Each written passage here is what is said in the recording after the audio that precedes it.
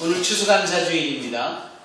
추수감사주일에 대하여서 컬럼에서도 잠깐 언급하였지만 그것은 미국 기독교를 답습하는 정도의 내용을 훨씬 넘어서 한 해를 돌아보고 하나님께서 베푸신 일들에 대하여서 일부러라도 감사하는 겁니다. 주한이가 벌써 저렇게 컸고 키워나가는 즈음에 가르치지 않아도 불평은 잘 배워서 어떻게든지 해나가요. 하지만 어른들에게 감사해야 될 것은 또 고맙다라고 인사해야 될 것은 그때그때마다 부모가 가르쳐야 이 어린아이들이 배우고 그것을 표현하는 겁니다. 감사는 배워야 하는 것이고 자꾸자꾸 익숙해지도록 답습해 가야 하는 겁니다. 그래서라도 일부러 절기 가운데 감사의 절기를 둔 겁니다. 왜냐하면 다 감사투성인데 감사를 잘 못하거든요. 그리고 감사할 내용들을 까맣게 망각하거나 잊어버리거나 내 스스로 이룬 일인 양 착각하는 경우가 많거든요.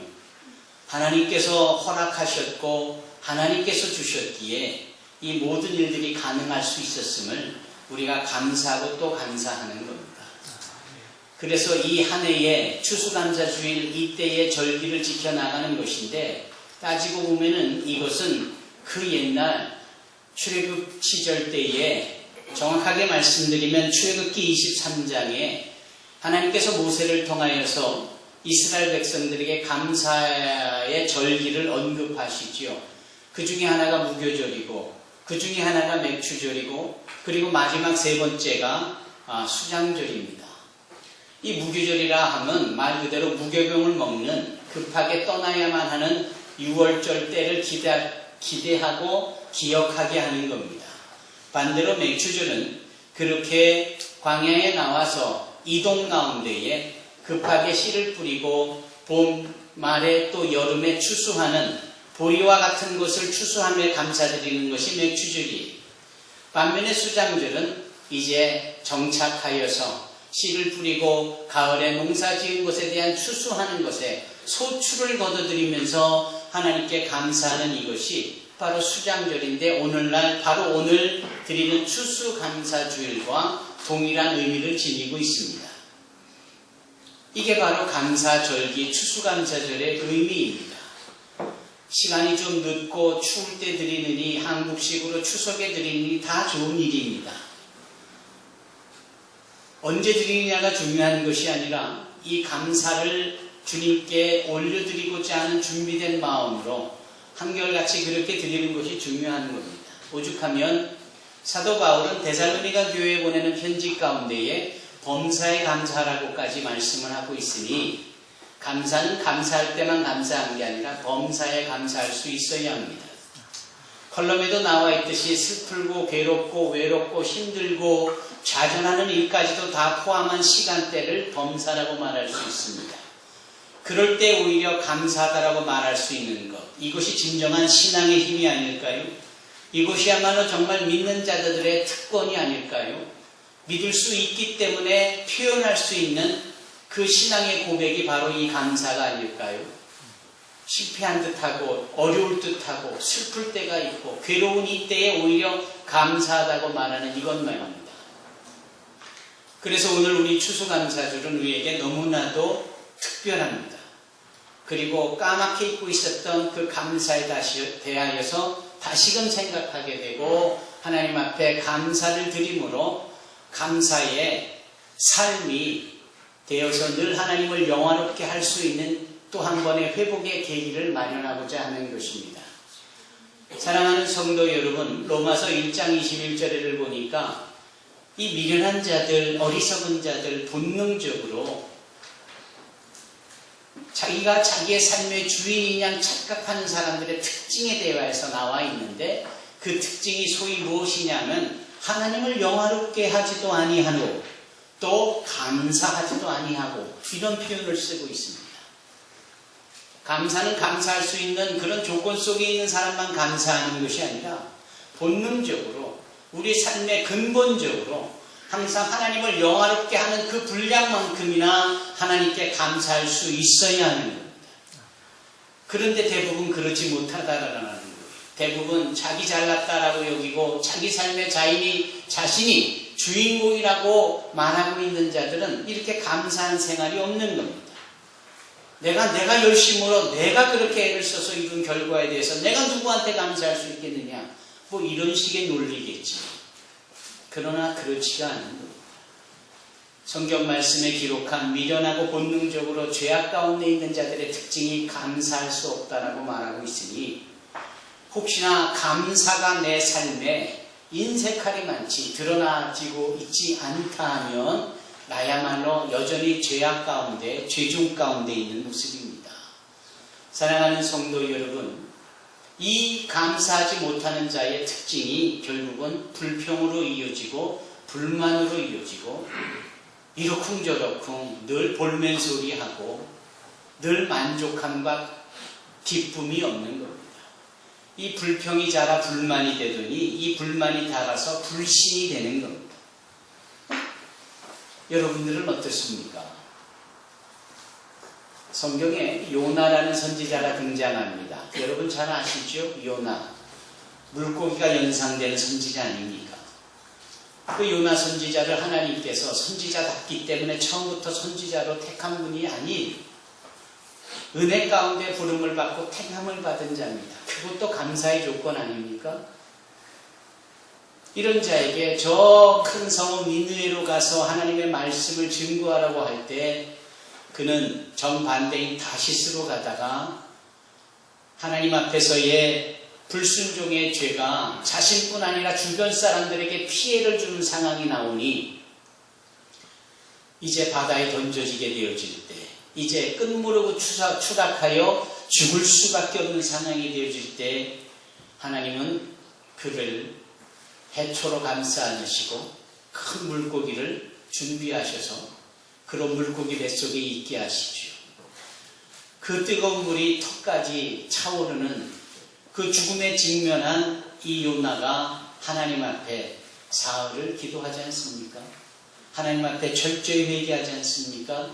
하나님께서 명령하시자 이 큰 물고기가 요나를 토해냅니다. 하나님의 역사하심은 그 요나의 기도를 드시고 사흘 만에 토해내신 걸로 등장하는 것이 아니라 그 큰 물고기 속에서 소화되지 아니한 채 그렇게 사흘 동안 보류로 있었던 그 자체가 은혜입니다.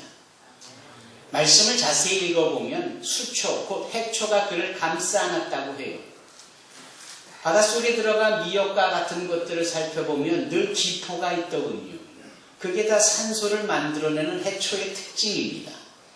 해초로 그의 몸을 감쌌다라는 건 그 물속에서도 숨을 쉴 수 있도록 하나님께서 생명의 인큐베이터로 해초로 만들어 그를 보호해 주셨고, 물고기 뱃속에서도 그 몸이 녹아지지 아니하도록 이 물고기의 소화액이 멈춘 상태가 되도록 하나님이 역사를 하셨던 것이고, 때가 되어 그의 기도가 양이 찼을 때에 그에게를 통하여 그를 다시 토해내게 하시는 하나님의 섬세하고도 기다려주심과 그를 살려주시는 회복의 역사를 보는 겁니다. 여러분 어떻습니까? 그런 요나라면 하나님께 감사할 것이 참 많은 거죠. 불러주심도 감사요, 일하도록 명령을 하신 것도 감사요, 불순종의 제약의 끝자락에 있어도 다시금 그를 보호하시고 두 번째 기회를 주시는 것도 감사고, 그런 그가 다시금 니느웨로 달려갈 때 딴짓 안 하고 곧바로 달려가 말씀을 전할 때 12만 명이나 넘는 그 니느웨 성 사람들이 왕으로부터 시작하여 모두가 다 금식하며 제에 앉아 하나님 앞에 회개 기도를 하니 하나님께서 그들을 멸망시키고자 하시는 그 계획 속에서 돌이켜 저들을 다 살려내시지요. 놀라운 은혜입니다. 그런데 그 은혜의 한복판에 있었던 이 요나는 놀랍게도 불평을 하는 겁니다. 놀랍게도 그 내용 자체가 불만스러운 거예요. 어떻게 하나님께서는 저 이방 족속을 살려내실 수 있지? 라는 식의 불평과 불만인 겁니다. 그들을 살려내려고 보내진 바 되어진 요나 자신의 존재감은 깡그리 잊은 채 하나님께서 저들을 다시 살리시는 역사에 대하여서 불만스러운 겁니다. 볼멘 소리를 하느로 과연 그들이 멸망되어질 것인지 살려낼 것인지를 두고 보겠다고 산 중턱에 서서 그 니느웨 성을 바라보고 있는 요나를 하나님께서는 친근히 여기셔서 느닷없이 하룻밤 사이에 큰 호박 넝쿨을 만드시어서 그늘을 들이우게 하시고 그 그늘 아래 따가운 햇볕을 피하게 하십니다. 얼마나 요나가 좋아하든지. 그런데 벌레 한 마리가 등장해서 이 넝쿨의 줄기를 씹어대니 금세 줄기가 마르고 시들어져 버리고 그 그늘도 온데간데 없이 사라져 버리고 다시 때약끝이 된 거 아닙니까? 그랬더니 요나가 참고 참은 불만이 터져 나오는 겁니다. 왜 이렇게 나를 괴롭히느냐? 차라리 나를 죽여달라고 하나님 앞에 떼를 쓰는 겁니다. 그럴 때 하나님께서 요나야, 그 잠시 있다가 없어지는 네가 직접 심지도 만들지도 않은 그 호박 넝쿨 잎사귀 하나로 그렇게 분을 내냐? 그게 그렇게 아깝니? 네가 그 하나에 그렇게 아까워하는데 나는 저 12만 명이 나를 몰라서 죽어가고 있는 이 내용에 대해서 어찌 내 마음이 아깝지 않겠느냐?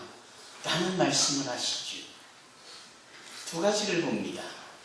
한 영혼을 향한 열심을 내시는 하나님과 감사도 모르는 채 뻑하면 불평, 불만을 일삼는 소위 선지자라는 이 요나의 모습을 보는 겁니다. 그리고 도전을 하는 거예요.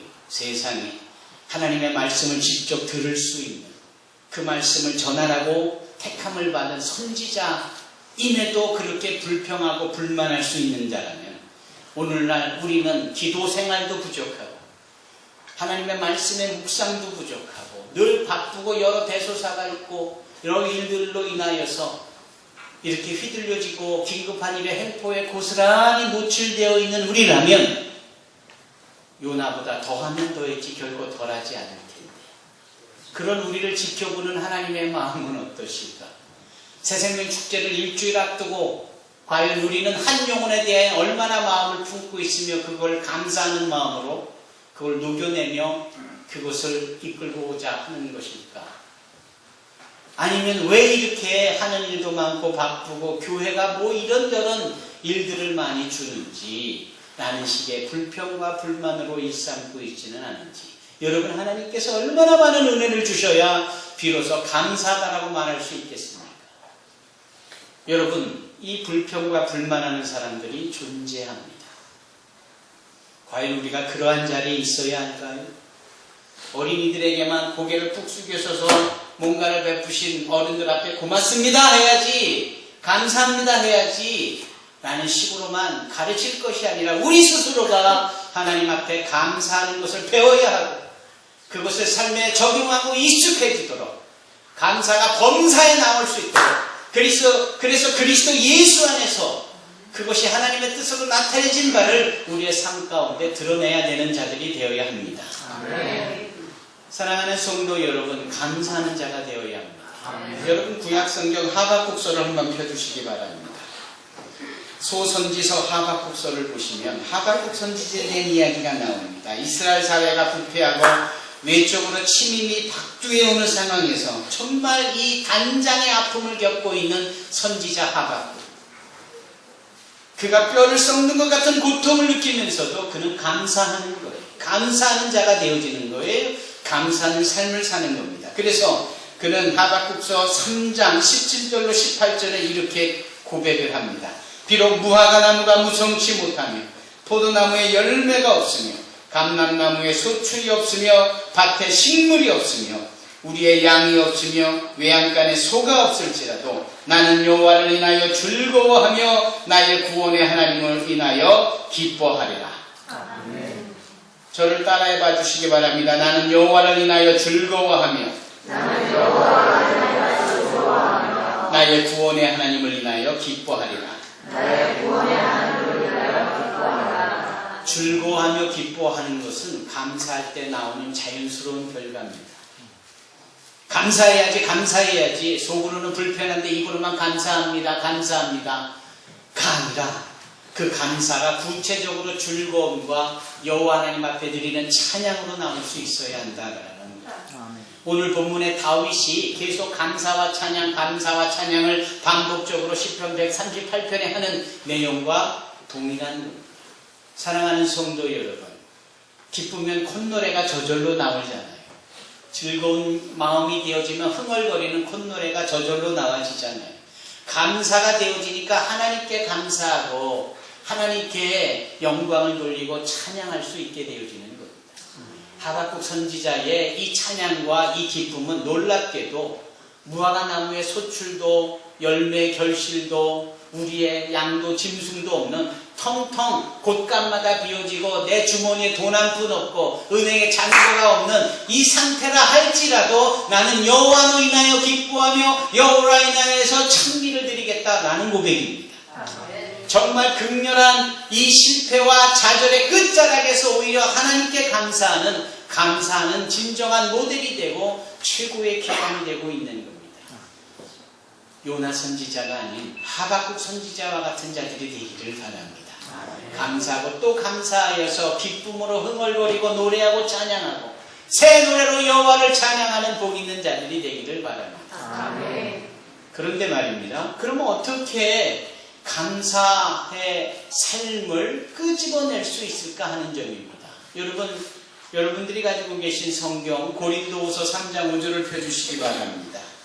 고린도후서 3장 5절에 우리가 무슨 일이든지 우리에게서 난 것 같이 생각하여 스스로 만족할 것이 아니니 우리의 만족은 오직 하나님께로 났느니라 이렇게 말씀합니다. 우리의 만족은 오직 하나님께로 났다라는 거예요. 잠언 기자가 말하고 있는 소위 거머리가 다고다고 하잖아요.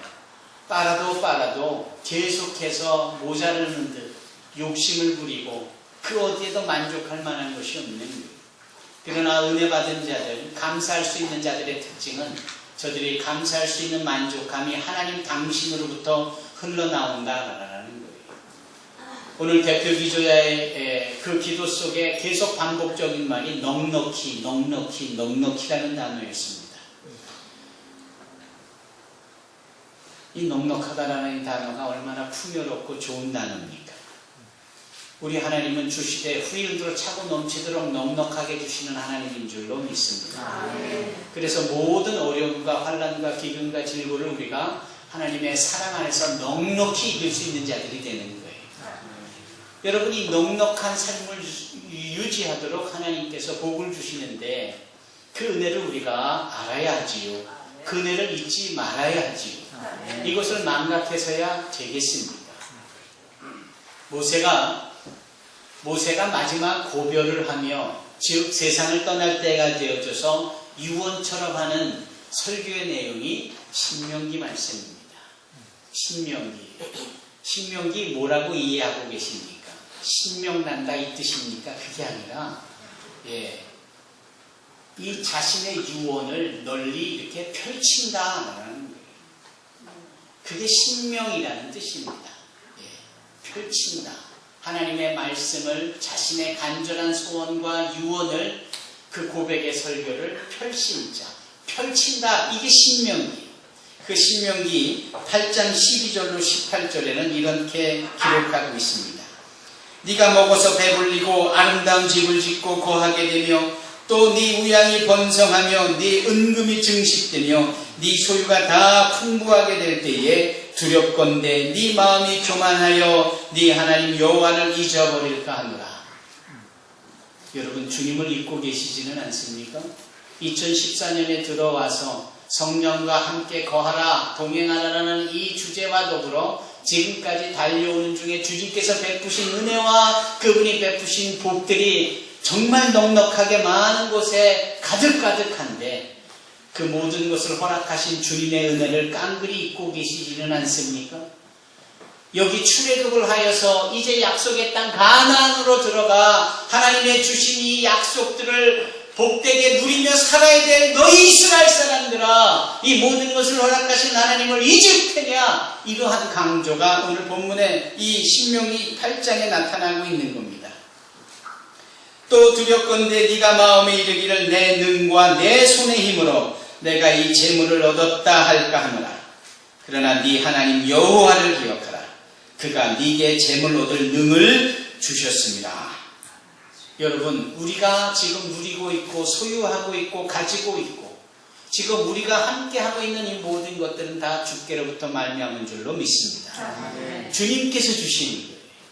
그것을 우리가 일부러라도 고백하고 일부러라도 선포하며 나의 망각과 오해와 착각으로부터 바르게 질서 잡힌 주님께 붙어있는 감사하는 삶을 살자라는 것이 이 추수감사주일의 진정한 의미인 것처럼 여러분 각자에게 주시는 귀한 하나님의 은총이 감사의 조건으로 기억되어지기를 바랍니다. 제가 나가랜드에서 돌아오자마자 다녀왔다라고 인사를 드렸고 문자를 드렸더니 어느 집사님께서 반갑게 인사에 문자를 보내주셨고 그러면서 연이어 지금 닥쳐있는 고난의 문제에 대해서 기도를 부탁하더군요. 적어도 그분에게 있어서는 지금 이 자리에서 내가 어떻게 감사할 수 있을까 지금 이렇게 엄청나게 고통스러운 소용돌이 속에 내가 던져지듯 있는 이때에도 어떻게 감사라고 말씀하실 수 있는 것인가 라고 생각할 수 있으실 것 같아요. 그러나 우리가 어떻게 감사해야 되는지에 대해서 첫 번째 주님이 주신 은혜를 기억하자라고 하는 이 부분이 있다면 두 번째는 그 주님이 주신 은혜는 사실 고난을 통하여 나온다는 사실을 우리가 알아야 합니다. 고난을 통하여 나옵니다. 고난을 통하여 은혜가 은혜로서 귀결이 되어집니다. 다윗은 참 여러모로 힘든 사람이었어요. 누가 자기가 왕이 되겠다는 야심이나 품었던지 압니까?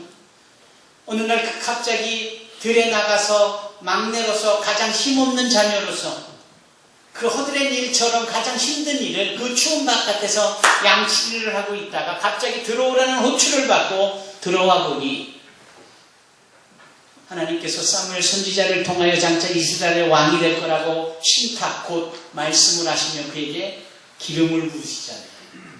얼마나 멋진 일일까요? 그러나 멋진 일이기는요. 그 일로 인하여서 사울왕의 미움을 받고 시기를 받아서 뻑하면 죽을 뻔한 상황을 직면하는 겁니다.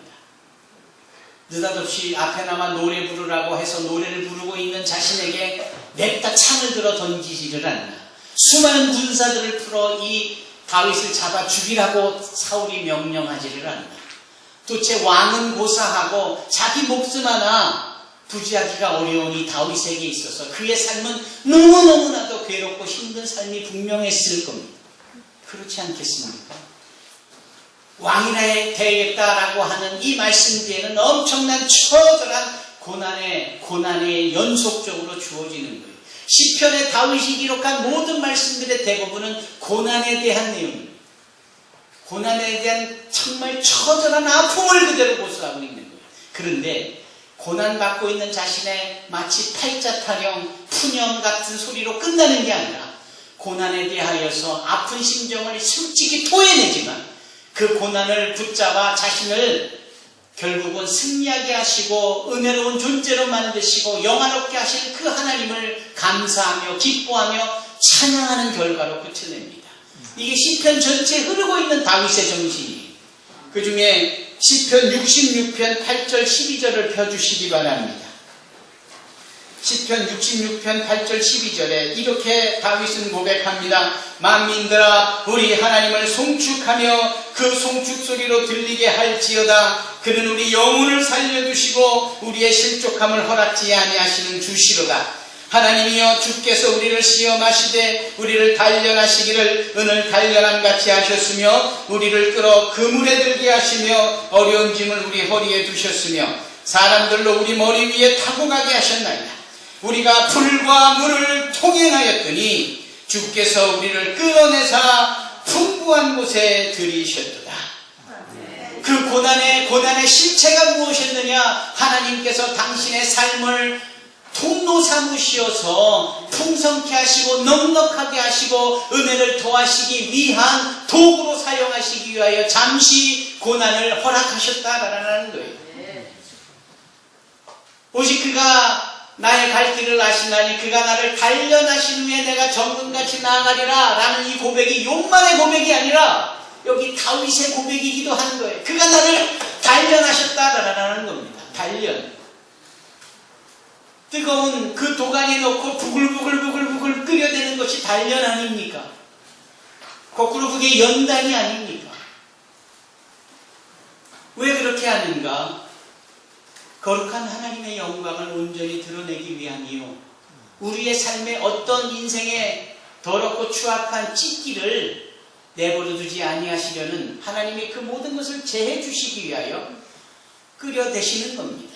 끓여지지는 우리는 잠시 아플 수 있지만 끓여내짐으로 우리가 모르는 나의 영혼 가운데 죄악의 불순물들이 발견되어질 때 그것을 다 하나님께서는 건져내시는 겁니다. 맑게 깨끗하게 순금으로 정금으로. 그 순금과 정금은 언제 어떻게 알 수 있는가요? 하나님의 영광, 당신의 그 눈으로 이렇게 맑아졌고 더 이상 찢기가 없는지를 살펴보실 때 그 하나님의 영광이 불순물이 없는 그 순수한 정금 속에 온전히 비추어져 하나님의 영광이 나타내어지는 그때가 바로 순금이고 그때가 정금이 아닙니까? 욥의 고백뿐만 아니라 다윗도 자신이 쓴 시편 66편에 단련이라는 표현을 쓰면서 그 고난이 오히려 자신에게는 은혜였다는 사실을 고백하고 있는 겁니다. 우리가 감사하여야 되며 감사의 삶을 산다라고 말할 때 어떻게 하면 그럴 수 있느냐? 은혜를 기억하자라는 것과 두 번째로는 그 은혜가 실은 고난을 통하여 우리에게 주어진다는 사실을 인식할 때 비로소 감사라는 결과물로 하나님 앞에 그분을 영화롭게 할 수 있게 되어지는 겁니다. 오늘 본문 말씀 시편 138편에 나오는 이 다윗의 고백이 바로 그런 것이죠.